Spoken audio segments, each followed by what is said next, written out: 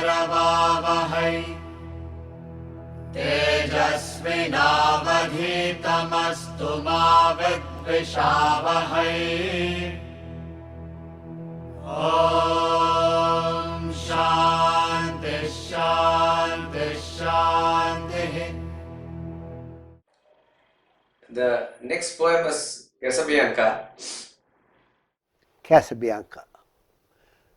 The boy stood on the burning deck whence all but him had fled. The flame that lit the battle's wreck shone around him over the dead.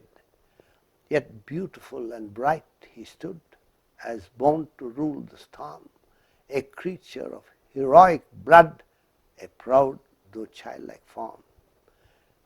The flames rolled on, he would not go, without his father's word. That father faint in death below, his voice no longer heard.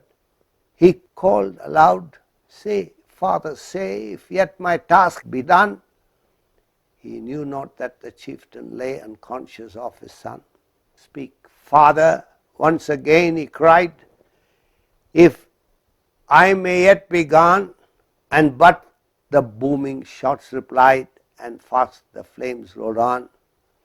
Upon his brow he felt their breath, and in his waving hair, and looked from that lone post of death in still yet brave despair,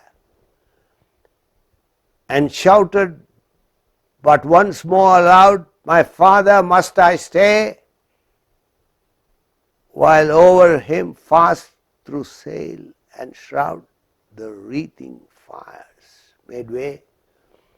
They wrapped the ship in splendor wild, they caught the flag on high, and streamed about the gallant child like banners in the sky. There came a burst of thunder sound, the boy, oh where was he? Ask of the winds that far around, that fragments strewed the sea. With mast and helm and pennon fair, that well had borne their part, but the noblest thing that perished there was that young, faithful heart. Felicia Hemans. Honestly, this poem we do not know how to take. It is a very narration of a very sort of a tragic incident. Felicia Hemans was probably a great poetess of her time, and this poem is a must study for all the school students. And other great poets like Wordsworth and other poets of her time have recognized the greatness of this poetess also, Felicia Hemans. What this poem describes as an incident is inspired by a real life incident. Probably it was in the Battle of Nile with French and other troops.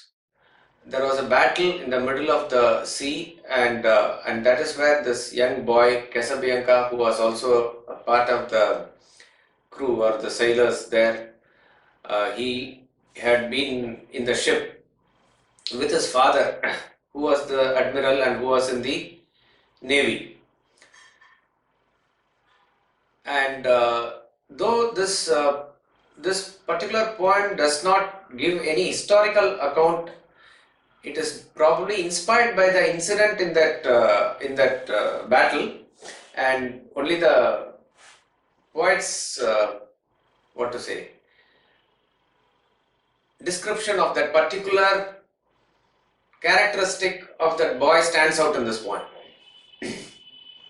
That is the message. In fact, Swamiji often says, of all the poems that he has selected in the Select English Poems book, we said that in the very beginning that each and every poem talks about a particular value, maybe one or two also, but a important value is highlighted in the poem, and these values are important for us to get into the deeper study of Vedanta.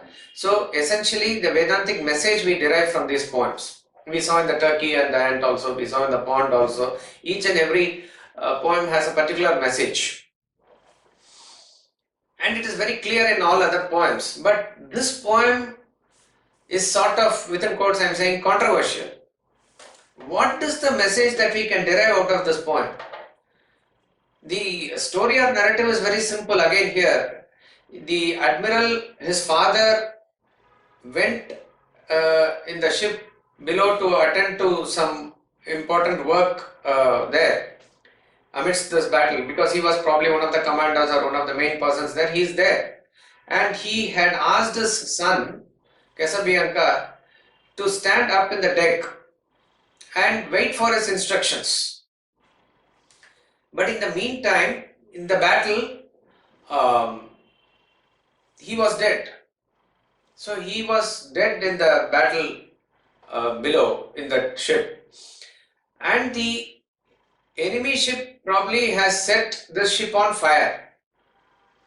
So therefore, in the middle of the ocean, what do? You cannot run, but you have tried to escape with whatever is the spare boat or anything that you have. Also, the people are running helter-skelter. This is what we need to visualize or picturize. But the son has been given clear instruction by the father that he should not move at all. But now it is very clear that everybody's life is in danger in this ship. But the boy will not move in deference to his father's words. So he stands there rock solid. And as he feels that the flame is coming and it is going to catch, obviously it is a question of life and death. So he is desperately shouting to his father, "Sir, father, must I stay? Must I stay? Please tell me." Since the father is dead, there is no answer from him. So he asks once more, and he asks for the third time. There is no answer. By which time the flames have completely surrounded him, and there is no escape for him.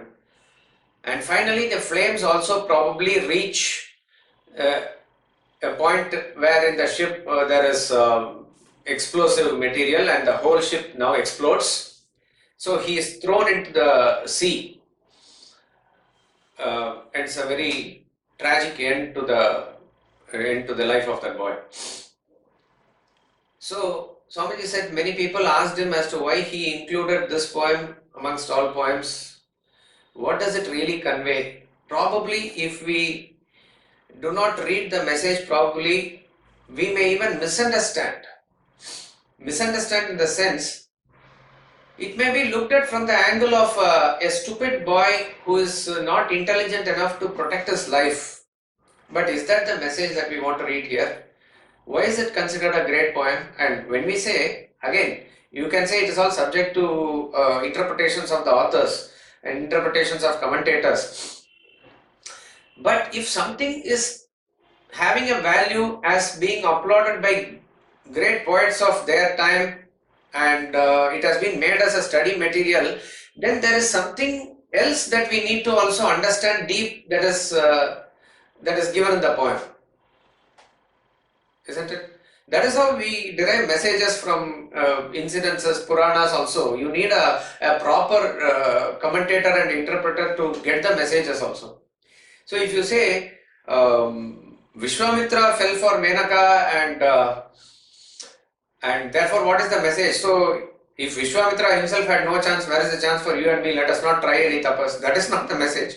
Vishwamitra is deliberately lending his name to warn us or give a caution for us as to what is the power of the senses. So that is the message that we need to derive, not going to the character analysis of Vishwamitra there. The essential message in that parable is the senses are powerful, that even for a man who is striving, direct words from Gita, Yatato Vepi Kaunteya Purushasya Vipaschita, in second chapter, what recently covered by Sunandaji also, it said even as a man is struggling in the spiritual path, it is very tough for him to deal with the senses, because senses in themselves are very powerful. So when that message is given by a great rishi like Vishwamitra meditating and he falls for Menaka like that, if the picture is given, then the that message should go deep within us, not to take senses for granted, not to poo-poo the senses. That is the essential message there. Similarly, what is the essential message here?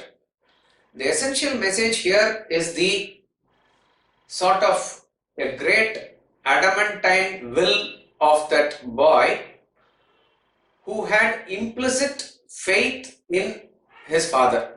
That is the message. In fact,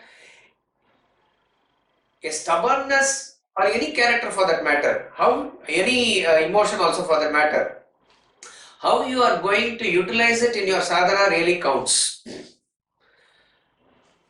It is the same adamantine will that Namadev had, the great Namadev. He saw his father daily doing puja and he would offer food to God, and as a child he believed that the God eats that food. But what we show is like a Naivedya. Naivedya means you are reporting to God and then with his blessings you are eating. That is what daily happens. But he believed that God eats. And one day when he had a chance to do the puja, when his father was not there, as a young innocent child with full belief, he would not budge till God ate the food, is the story. So it is that adamantine will must be there, which will make probably even God do whatever he did. So exactly that is the characteristic shown in this boy, shown by this boy in this poem, that once he has taken his father for whatever it is, its ultimate authority or something, he will implicitly follow the orders or instructions of his father and he will not budge at all. That requires a special strength and characteristics, and it is very important for us to develop that trait when we are in this spiritual path. In Vedanta, the importance of Shraddha is again and again emphasized throughout Gita, throughout all scriptures. In Prakarana Granthas also, when we see the Shat Sampati, the quality of Shraddha comes again and again. Shraddha is translated as faith, but Shraddha is definitely deeper than faith. The Kaivalya that we are doing also starts with that only. Shraddha Bhakti Dhyana Yoga Deviki, Shraddha. So Shraddha is not merely a blind faith. Shraddha is a faith that you keep in the words of the Guru and the scriptures. The Guru's words are nothing but the scriptures only, and it is the scriptures that is going to talk. An unflinching faith in that. And then what is done is that you follow up with that in order to go along with it, put in effort to understand, so that the faith with which you started ultimately culminates in knowledge. So we are not merely believers, but we are seekers. Seekers means one who seek the truth. We are not content by merely having a belief. We need to convert that belief into knowledge, a living experience, a realization. So that capacity of you to have that faith till the end, till it transforms your personality, that is called as Shraddha. Now the question arises, on whom will you keep this faith? You will keep this faith on a Guru, you will keep this faith on a scripture like Gita. You cannot say that I do not know, I want to know God, let me go and ask my my servant here or my rickshaw fellow there or something. I am not talking anything ill about that particular people, but I am saying there must be some basis of your faith or belief. So here it is very clear, the father has taken charge of his son and the son's belief in father is unshakable.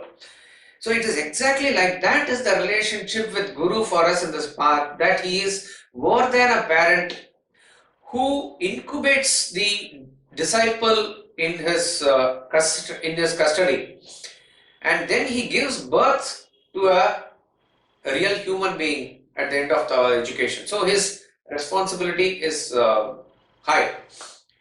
To such a person whom you have chosen and gone to learn, in his words, in his instructions, there must be unquestionable faith.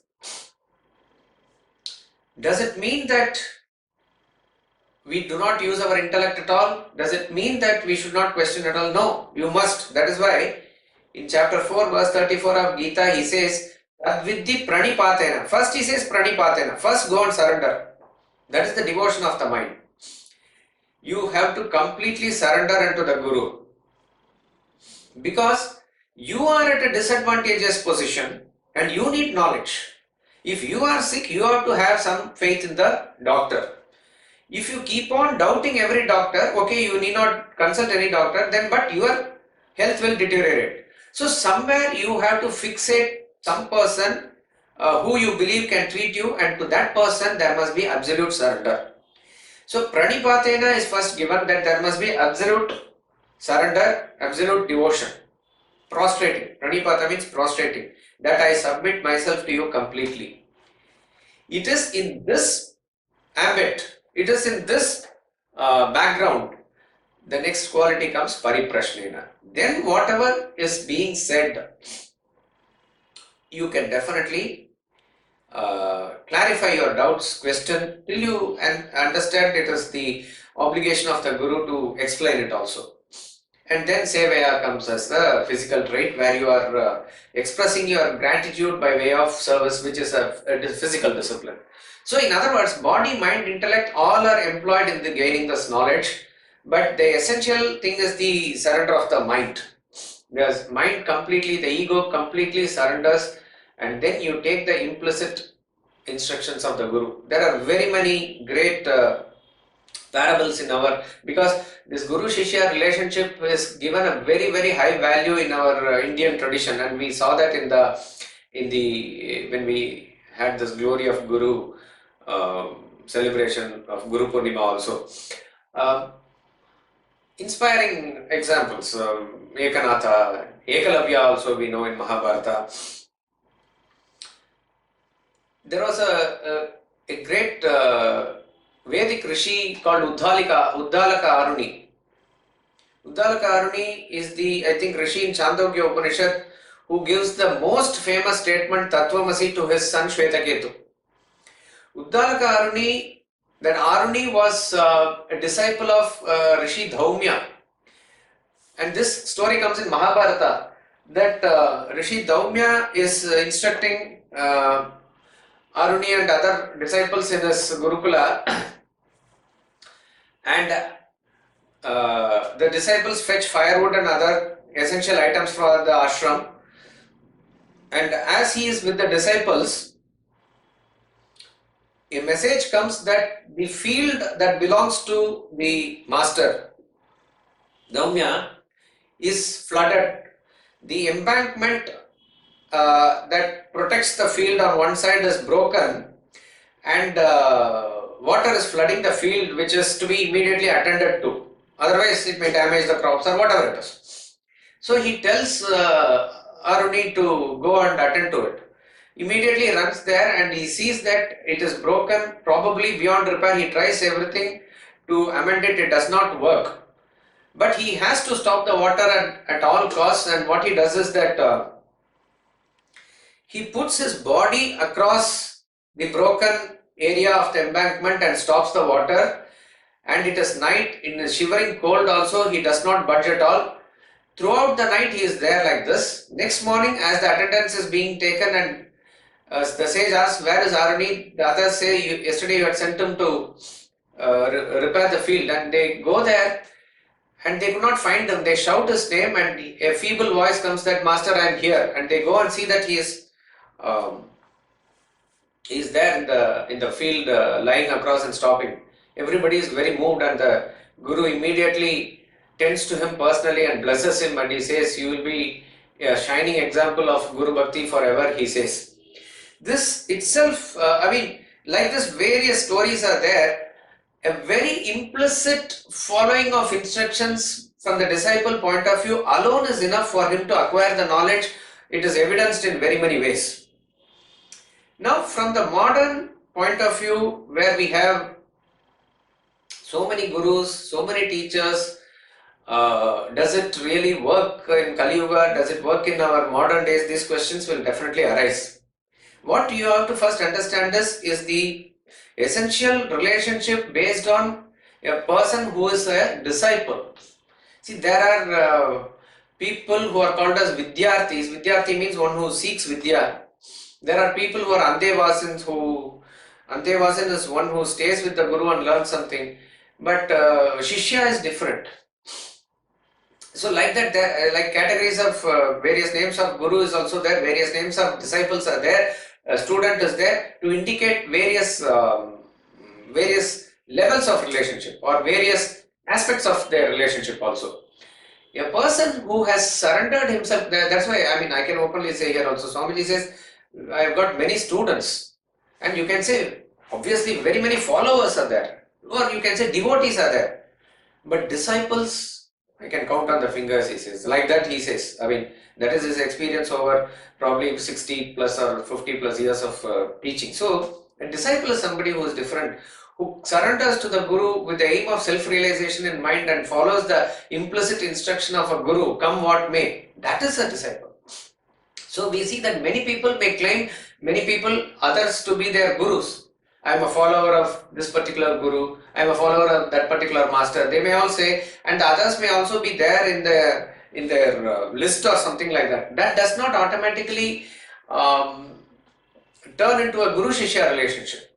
So only when a person is at that level understanding the intimate relationship with that Guru, which is much more sacred, intimate than a husband-wife relationship also, they will be able to relate to what is given here as following implicit instructions.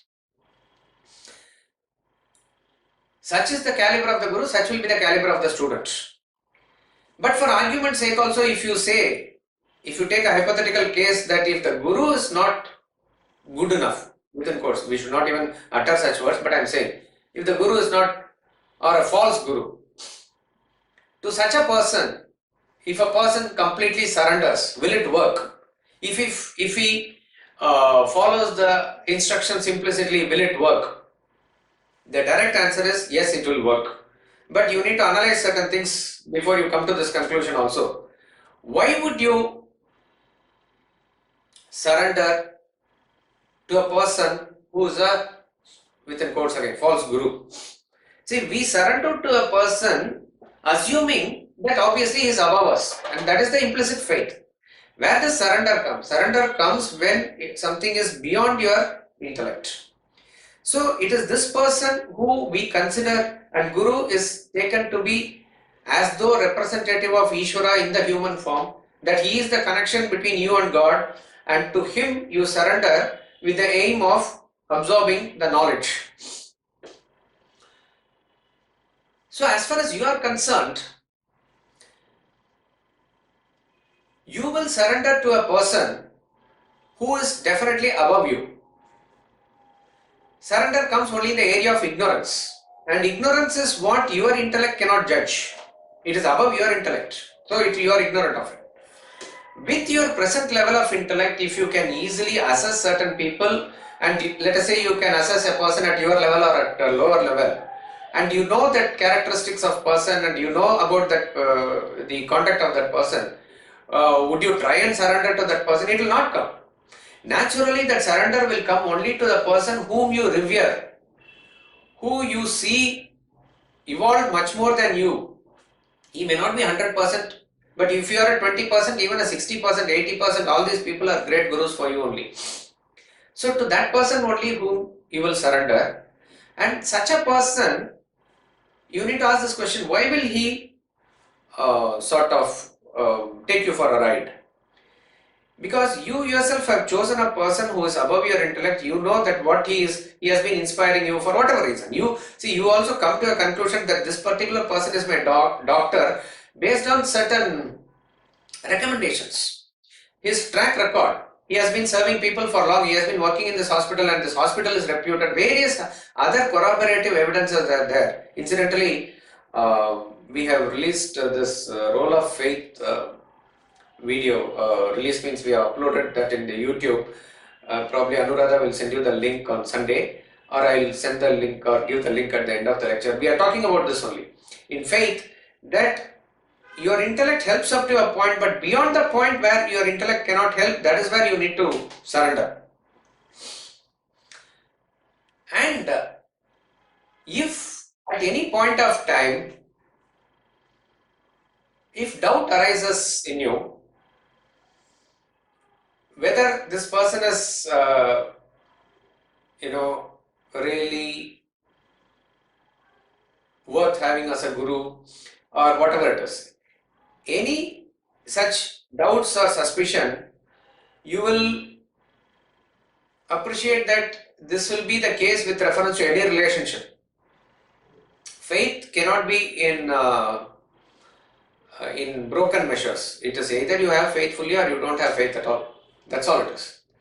But what we need to understand is certain things that are expressed out of great people, great masters, may not reflect what their inner status is. So if you at your level you are going to project certain characteristics in a person based on what you see in that person, it is probably reflecting your mindset at that point of time. So you give the benefit of doubt and you are able to relate to that person with that implicit surrender at that point of time. That will definitely help. Now assuming, go to the other extreme, that he is indeed a false guru, he is indeed a charlatan, okay, but for whatever reason your mind is fixated at 100% and it will not budge. This is a very hypothetical scenario that we are talking about. Go by the spirit of what we say. If you in your mind is fixated that he is God and whatever he says is truth and it is going to definitely help you in the path of evolution, you have no doubt at all. Any amount of talking by any others will not convince you. And we are not talking about a stubborn pig-headedness in a person. We are talking about a genuine conviction in the person. If like that, if you are convinced, even that implicit faith in a false guru will take you to the self. May not be the guru. The guru may not reach, we do not know. But definitely, that is why we say more than Jesus Christ, what is valuable is the faith in Jesus Christ.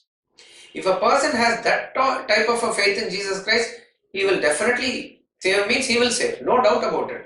That faith in you, when you have and when you surrender, that will move mountains, that has that power.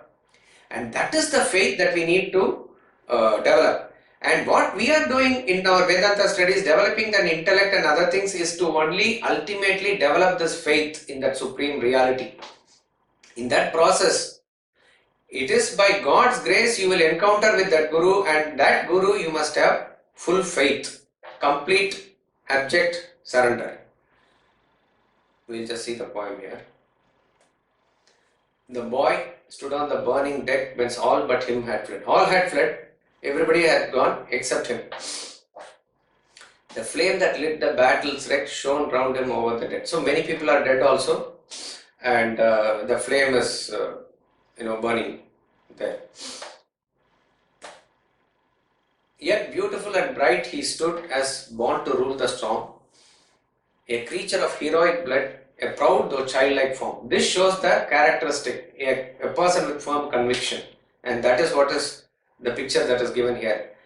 A childlike form, but is having that heroism in him, a heroic blood. This is an essential characteristic quality required for a spiritual seeker, that you must stand your ground in your pursuit. That is very much required there.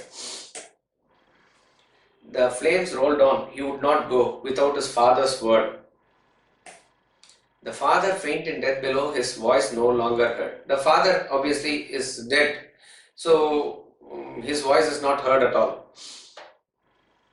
And this is given in italics by Swamiji, that he called aloud, say father, say if yet my task be done. So in this poem it is a question of life and death. So obviously there is a self-preservation and all those instincts which is there, naturally it will be there in that boy also. So he is shouting aloud, say father, say if my task be done. This may not exactly fit into what we gave as the Guru-Shishya relationship in that sense, but this can be somewhat equated to that you are allowed to question. In that sense you can take this, that he is questioning. Say father, say if yet my task be done. But sadly in this poem he doesn't get the answer because the father is dead. So you cannot compare that aspect completely to what we talked about is in the Guru-Shishya relationship there. He knew not that the chieftain lay unconscious of his son. Speak father, once again he cried, if I may it be gone. And but the booming shots replied, and fast the flames rolled on. No answer, but the fire is spreading. Upon his brow he felt their breath, and in his waving hair. It has now reached him. He can feel the heat near his face, he can feel it now, and his waving hair. And looked from the lone post of death in still yet brave despair. He is despair, but there's a brave despair. And shouted but once more aloud, "My father, must I stay?" He asked for the last time, "My father, must I stay?" While over him fast through sail and shroud, the wreathing fires made way. The shrouds are the cloths that are used for covering there, and all through the sail, now that has caught fire. The wreathing fire, meaning it's encircling, and it has come near him. They wrapped the ship in splendor while they caught the flag on high and streaked above the gallant child like banners in the sky. Now it has caught up everything, and like a banner itself, the flame is there in the middle of the ocean there. There came a burst of thunder sound. That's probably when the explosives has caught fire, and there is a complete explosion now. The entire ship is going to sink and gone, or already damaged. The boy, oh, where was he? Ask of the winds that far around with fragments stood in the sea. It has completely broken him into pieces, and all are scattered in the sea. With the mast and helm and pennon fair, with the mast is the pole there, and the flag and the wheel that is used to change the direction of the rudder, that well had borne their part. But the noblest thing that perished there was the young faithful heart. All of these also were, like all these parts of the ship were fighting as it were, and finally they also succumbed. Everything was gone. But what was the noblest thing that perished?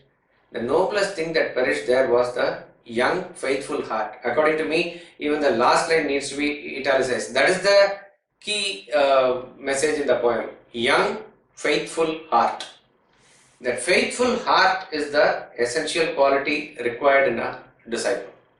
We will just take up Swamiji's commentary. The father in the poem asked his son to remain on the ship's deck. He went down to attend to work. While he was engaged in his work below, the ship caught fire. The father perished in the flames. The boy stood on the burning deck. He would not move in deference to his father's instruction. The flames rolled on and consumed him. The poem may seem to glorify a mere submission by an unintelligent boy, but it carries a deep message that faith is of vital importance in spiritual practice. The supreme God is unknown. You need a guru, preceptor to embark on the pursuit of the unknown reality. Once you have established faith in a guru, the father in the poem, you must implicitly follow his instructions. The poet highlights this great quality in a spiritual practitioner.